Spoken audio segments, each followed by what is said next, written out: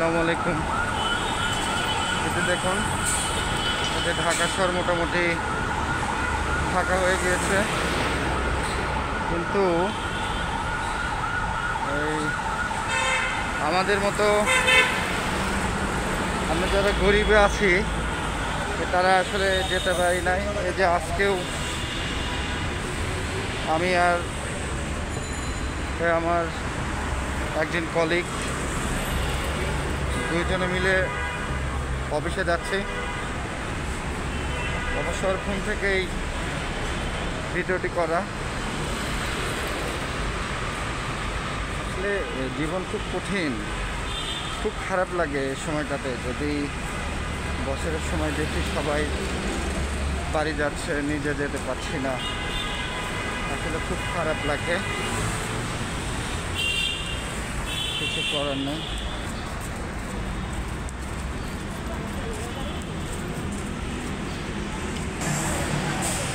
আমাদের যে কোম্পানিতে আছি, আসলে এই সকল কোম্পানির প্রতি আল্লাহর গজব এমনি এমনি পড়ে না।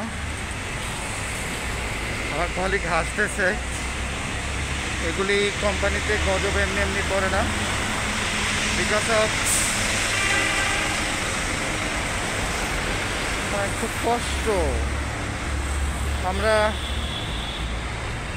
তিনজন থাকি একসাথে।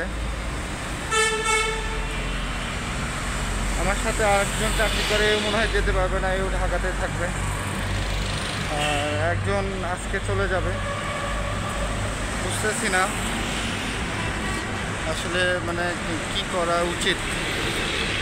সবারই ফ্যামিলি আছে, কি আছে, যে সকাল ফ্যামিলি আছে, এই সময়টাতে সবাইকে চেয়ে থাকে। এই যে দেখুন আমার কলিগ সামনে সামনে হাঁটতেছে, মন খারাপ, ও বাড়ি যেতে পারবে না। আল্লাহ যদি আজকে আমার তৌফিক দেয়, আল্লাহ যদি তৌফিক দিয়ে দেয় আজকে, তাহলে বাড়ি চলে যাব। আজকে যদি বেতন পাই। আমার অনেকদিন ধরে বাড়ি যায় না। আজকে আমার মনটা খুব ছটফট করতেছে যে পরিবার পরিজনদের সাথে সময়টা কাটাবো, তাদের সাথে থাকবো। আসলে কষ্ট ভাই, জীবনে এত সুযোগ, এত কিছু থাকা সত্ত্বেও যখন সব কিছু হারিয়ে ফেলে এবার নিঃস্ব, তখন আর কি করার থাকে। তবে একটা জিনিস কি, আল্লাহর প্রতি ধুলাবালি উঠতেছে। আল্লাহর প্রতি আমি সবসময় তাওয়াক্কুল করি, যে আমি একটা বিশ্বাস রাখি যে আমার চেষ্টায় আল্লাহ পাক আমাকে এখান থেকে আবার রিকভারি করবে। আমি এখান থেকে আবার উঠে আসবো ইনশাল্লাহ। মানুষজন এই যে দেখুন সবাই ব্যাগ নিয়ে সবাই বাড়ি যাওয়ার জন্য বেরোচ্ছে। আর আমরা বেতন পাই নাই। বেতন না পেয়ে আজকে খুব কষ্ট হয় ভাই, এগুলো বলতে আসলে আমার খুব কষ্ট হচ্ছে। কারণ সবাই বাড়ি যাচ্ছে, এটা শুধু চোখ দিয়ে দেখতেছি।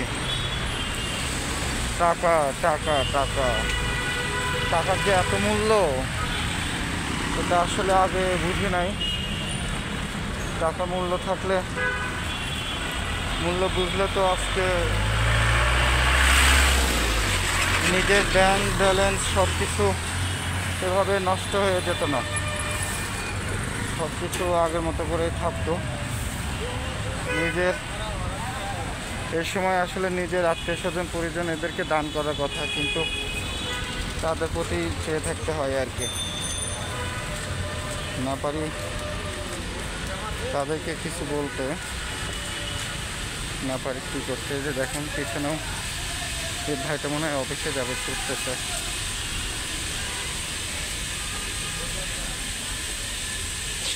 যাই হোক, ওই কই রে, আমার কলিগটা পিছনে পড়ে গেছে। তো ঠিক আছে, থাকেন, তাহলে পরে কথা হবে। হ্যাঁ।